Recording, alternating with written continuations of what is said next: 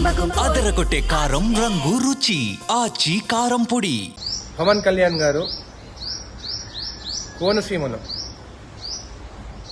చెట్టు చచ్చిపోయినాయి తెలంగాణ వాళ్ళ దిష్టి వల్లనే అని చెప్పి చెప్పడం జరిగింది. ఇంకా అది కూడా కాకుండా కోనసీమ వల్లనే తెలంగాణ వచ్చింది, డివైడ్ అయిందని చెప్పి కూడా చెప్పడం జరిగింది.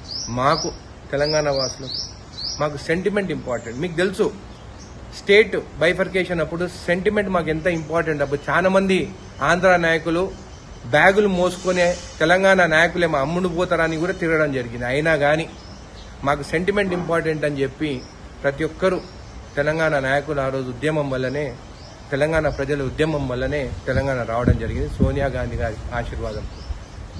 నేను మొన్న చెప్పడం జరిగింది క్షమాపణ చెప్పాలని చెప్పి, కానీ ఈ రోజు వరకు అసలు స్పందించడం కూడా లేదు పవన్ కళ్యాణ్ గారు.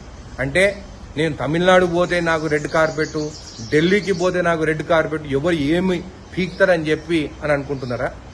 నేను ఈరోజు జడ్చర్ల నియోజకవర్గం ఎమ్మెల్యేగా చెప్తున్నాను, నీ సినిమా నాకు వేరే ఎమ్మెల్యేల గురించి అయితే నాకు తెలియదు, సెంటిమెంట్ ఉన్నట్టు అయితే ఖచ్చితంగా దీని గురించి స్పందిస్తారు. జడ్చర్లలో మాత్రం నీ సినిమా ఆడదు. నేను జడ్చర్ల ప్రజలకు కూడా చెప్తున్నాను, మొన్న కూడా చెప్పినాను, నేను కూడా పవన్ కళ్యాణ్ ఫ్యాన్ అని చెప్పి, కానీ నాకు sentiment important, Telangana sentiment important. నాకు జడ్చర్ల యువకుడు కూడా చెప్తున్నాను, మనని నరదిష్టి అని రాక్షసులతో పోల్చడం మాత్రము కరెక్ట్ కాదు. ఆయన క్షమాపణ చెప్పాల్సిందే. నేను కోమటిరెడ్డి వెంకటరెడ్డి గారు కూడా మాట్లాడడం జరిగింది.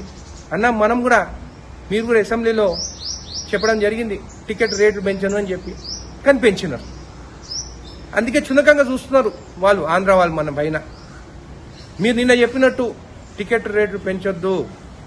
యాజ్ అ సినిమాటోగ్రఫీ మినిస్టర్గా నేను రిక్వెస్ట్ చేస్తున్నాను మిమ్మల్ని.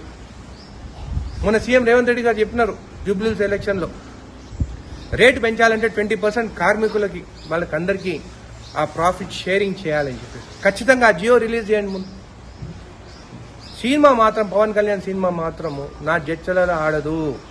తెలంగాణ ప్రజలకి క్షమాపణ చెప్పాల్సిందే. వేరే ఎమ్మెల్యేని కూడా నేను చెప్తున్నాను, ఇది మన సెంటిమెంట్ విషయం. ఇది ఇంత చీప్గా మనం చూస్తే మనం ఊరుకునేది లేదని చెప్పి కూడా మీకు తెలియజేస్తున్నాం.